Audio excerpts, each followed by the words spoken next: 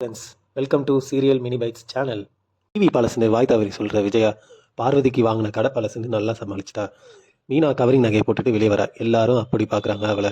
மீனா டிவியை பார்த்துட்டு என்ன விலைன்னு கேட்க பார்வதி என் பையன் வாங்கினதுன்னு வளர இல்லை என் பையன் தெரிஞ்ச கடையில் வாங்கினதுன்னு சமாளிச்சா அவளும். மனோஜ் நல்லா பயப்படுறாரு, கவரிங்னு கண்டுபிடிச்சிட்டாங்களோன்னு நினைக்கிறாரு. விஜயா சந்திரா கிட்ட அவரை அவங்க அம்மானா நல்லா கொண்டாடுறாரு, எனக்கு ஒரு தடவை கூட இந்த மாதிரிலாம் பர்த்டே செலிப்ரேட் பண்ணதில்லைன்னு சொல்லி புலம்புறா. மீனாமாவும் சீதாவும் வராங்க. பாட்டி 80 வயசு ஆச்சு, நான் நல்லா இருக்கேன். விஜயா தான் பாவம், இப்போவே நிறையா வியாதி வந்துருச்சு. சீதாவை பார்த்து நெக்ஸ்ட்டு உனக்கு தானே கல்யாணம்னு கேட்குறாங்க. சீதாவோ ஐயோ இப்போ வேணாம், நான் நல்லா வேலைக்கு போனதுக்கப்புறம் மேரேஜ் அப்படின்னு சொல்கிறாங்க. பாட்டி காலத்துக்கு கல்யாணம் பண்ணிடணும். விஜயா எப்படி மீனாவை கல்யாணம் பண்ண மாதிரி, அதுக்காவது ட்ரெயின் முன்னாடி சாகணும் அப்படின்னு சொல்ல பாட்டியை விஜயாவை நல்லா திட்டுறாங்க. மீனா சொல்கிறாங்க அவள் வேலைக்கு போனதுக்கப்புறம் கல்யாணம் பண்ணிக்கிட்டோம், இல்லைனா ஒன்றும் இல்லாத வீட்டில் வந்தவன்னு குத்தி காமிப்பாங்க. பாட்டியோ எல்லா மாமியாரும் ஒரே மாதிரி இருக்க மாட்டாங்கன்னு 2 பேரும் விஜயாவை நல்லா போட்டு தாக்குறாங்க. ரவி இந்த வாயாடியை யார் கட்டிப்பான்னு நல்லா கலாய்க்கிறாரு. விஜயா நல்ல வேலை எனக்கு இன்னொரு பையன் இல்லைன்னு மனசுக்குள்ளே நினச்சிக்கிறாங்க. மனோஜ் ரோஹினி கிட்ட பாட்டி சொன்ன நெக்ஸ்ட் ஜென்ரேஷனுக்கு நம்மளே ஸ்டார்ட் பண்ணக்கூடாதா அப்படின்னு காது கிடைக்கிறாரு. இந்த சமயம் பார்த்து சுதா வராங்க. பாட்டி உங்கள் வீட்டுக்காரர் வரலையான்னு கேட்குறாங்க.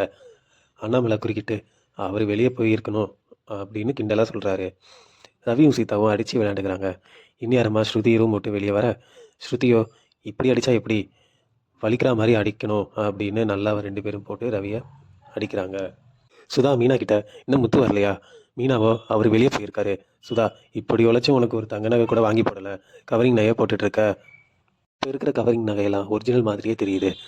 அண்ணாமலை இத்தனை நாள் அவன் நகை போடலை, இப்போ போட்டது உங்களுக்கு ஒரு மாதிரி தெரியுதுன்னு சொல்ல கவரிங் மாதிரி தானே தெரியுதுன்னு சுதா கேட்க பாட்டியோ பார்த்த உடனே உங்களுக்கு தெரிஞ்சிருமான்னு கேட்குறாங்க. விஜயா அவள் ஃபங்க்ஷனால் நல்லா சுத்தமாக கழுவி போட்டிருக்கா, அதான் பளிச்சுன்னு இருக்கு அப்படின்னு சொல்ல ஏன் தெரிஞ்ச சீதா மீனாவை மறைச்சி பார்க்குறா. எல்லாரும் கேக் டேபிள் ரெடி பண்ணுறாங்க. பாட்டி முத்து எங்கம்மா. விஜயா அவன் தரையில் நீச்சல் அடிச்சுட்டு தான் வருவான். மீனா ஃபோன் போல, அவர் மொபைலில் சார்ஜ் இல்லை போல அப்படின்னு சொல்கிறாங்க. விஜயா அவன் நல்லா சார்ஜ் ஏற்றிட்டு இருப்பான் அப்படின்னு சொல்ல பாட்டி முத்து இல்லாமல் கேக் வெட்ட முடியாதுன்னு நிற்கிறாங்க. விஜயா எல்லாரும் வெயிட் பண்ணிகிட்டு இருக்க முடியுமா, அவன் எப்படியும் வெறும் கையோட தான் வரப்போகிறான் அப்படின்னு சொல்கிறாங்க. மனோஜ் அவர் வாங்கின செயினை கிஃப்ட் கொடுக்க ஆரம்பிக்கிறாரு. இதோட எபிசோட் முடியுதுங்க. நாளைக்கு மனோஜ் முத்து வர மாட்டார், நீங்கள் எங்கள் எல்லாருக்கும் சர்ப்ரைஸ் கிஃப்ட் கொடுங்கன்னு கேட்குறாரு பாட்டிக்கிட்ட. இந்நேரம் பார்த்து முத்து என்ட்ரி கொடுக்குறாரு.